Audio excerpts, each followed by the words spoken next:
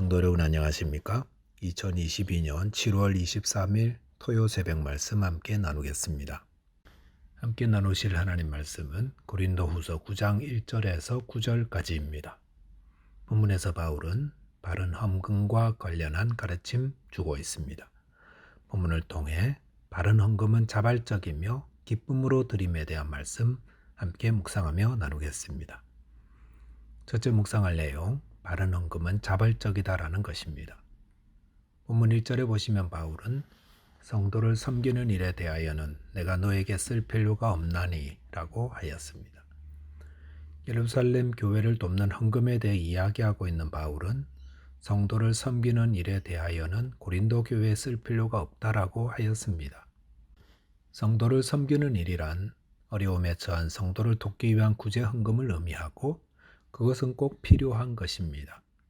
그런데 왜 바울은 고린도 교회는 이것에 대해서 쓸 필요가 없다라고 하는 것일까요? 본문 2절에 보시면 이는 내가 너희의 원함을 알미라.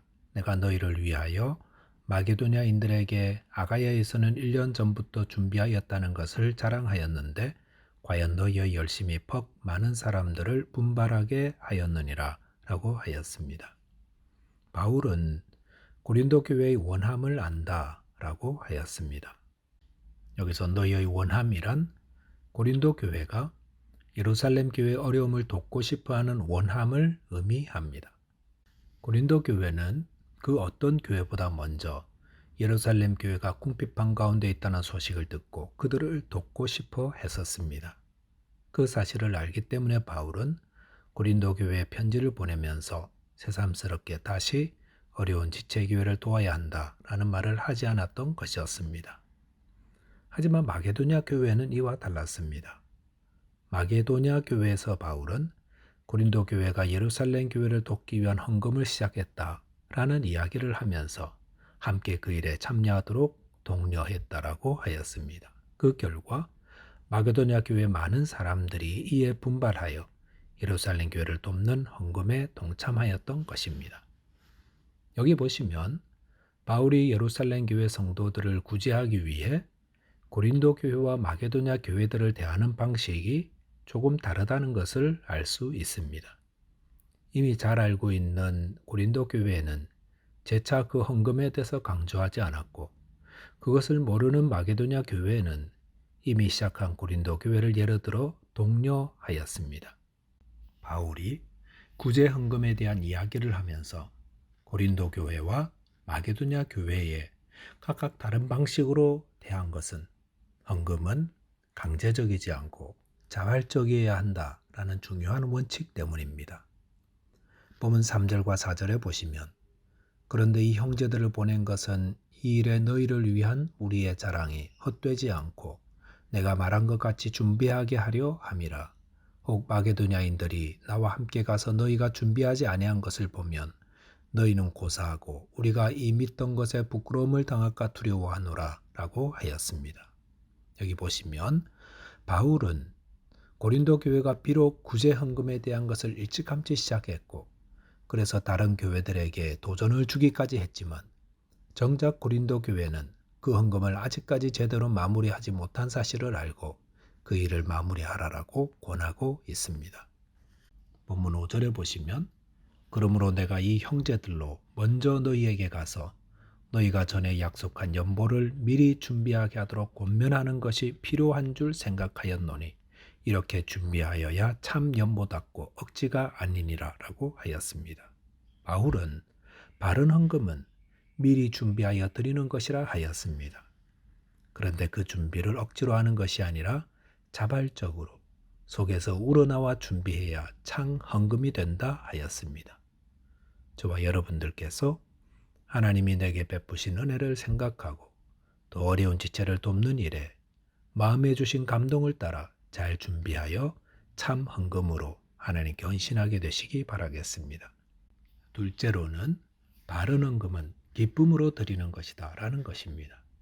본문 6절에 보시면 이것이 곧 적게 심는 자는 적게 거두고 많이 심는 자는 많이 거둔다 하는 말이로다 라고 하였습니다. 바울은 헌금의 원리를 파종의 원리로 설명합니다. 적게 뿌린 농부는 적게 거두지만 많이 뿌린 농부는 많이 거둡니다. 마찬가지로 우리가 드린 헌금은 하나님의 축복을 유발하여 우리의 삶에 더 큰 하나님의 은혜가 임하게 되는 것입니다. 본문 7절에 보시면 각각 그 마음에 정한 대로 할 것이요 인색함으로나 억지로 하지 말지니 하나님은 즐겨내는 자를 사랑하시느니라 라고 하였습니다. 헌금할 때 무엇보다 중요한 것은 인색함이나 억지로 하지 말고 즐거이 드려야 한다는 것입니다. 그래야 하나님이 받으시는 바른 헌금이 됩니다. 하나님은 출애굽한 이스라엘 백성들에게 하나님이 거할 성막을 지으라고 명하셨습니다. 그리고 어떻게 성막을 지을지, 무슨 재료를 사용할지에 대한 것들을 자세히 알려주셨습니다. 그런데 허허벌판인 광야에서 어떻게 성막을 지을 재료를 조달하게 하셨습니까? 출애굽기 35장 21절에 보시면 마음이 감동된 모든 자와 자원하는 모든 자가 와서 회막을 위하여 그 속에서 쓸 모든 것을 위하여 거룩한 옷을 위하여 예물을 가져다가 여호와께 드렸으니 라고 하였습니다. 하나님은 하나님을 섬길 성막을 짓는 재료를 마음이 감동되고 자원하는 자들로부터 헌금한 여러 재료들로 짓게 하셨습니다. 그렇기 때문에 광야의 성막을 짓고 났을 때 하나님의 영광의 구름이 그 성막 안에 가득 차게 되었던 것입니다. 하나님이 왜 성막 재료로 사용될 재료들을 백성들을 통해서 채워지게 하셨겠습니까? 하나님이 금이 없고 은이 없어서 그렇게 하신 것이 아닙니다. 하나님은 광야에 물을 내시고 무에서 유를 창조하시며 이 땅의 모든 금과 은의 주인이십니다. 하지만 하나님이 바라시는 것은 마음이 감동되고 자원하는 자를 통해 성막 세우기를 바라셨던 것입니다. 그것은 지금도 마찬가지입니다. 하나님께서 하나님의 교회를 세우고 또 어려운 이웃을 돕는 일에 우리로 자원하며 기쁨으로 그 일에 참여하게 하신다는 것입니다. 본문 8절에 보시면 하나님이 능히 모든 은혜를 너희에게 넘치게 하시나니 이는 너희로 모든 일에 항상 모든 것이 넉넉하여 모든 착한 일을 넘치게 하게 하려 하심이라라고 하였습니다.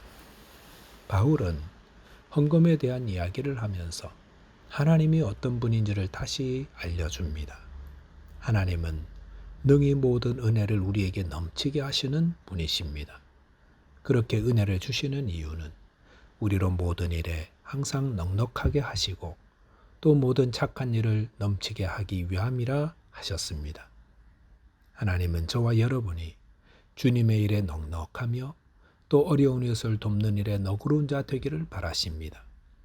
이런 하나님의 뜻을 알고 그 마음에 즐겨내는 자를 주님은 사랑하신다 하셨습니다. 우리 신앙생활에는 마음이 참 중요합니다. 인색한 마음이나 아까워하는 마음으로 드리는 헌금은 헌금의 액수와 상관없이 하나님이 받지 않으십니다. 바른 헌금은 하나님의 은혜에 감사하여 힘대로 또 힘에 지나도록 드리되 하나님이 모든 은혜로 넉넉하게 해주실 것을 알기에 기쁨으로 헌금하는 것입니다. 말씀을 정리하겠습니다. 바른 헌금은 자발적이며 또한 기쁨으로 드립니다. 저와 여러분이 하나님께서 우리의 삶에 베푸신 은혜를 늘 기억하며 기쁨과 감사로 또 자원함으로 바른 헌금을 통해 하나님께 영광 돌리게 되시기를 바라겠습니다. 기도하겠습니다. 하나님 아버지, 예수 그리스도를 통해 저희에게 베푸신 하나님의 은혜가 참으로 크고 놀랍습니다.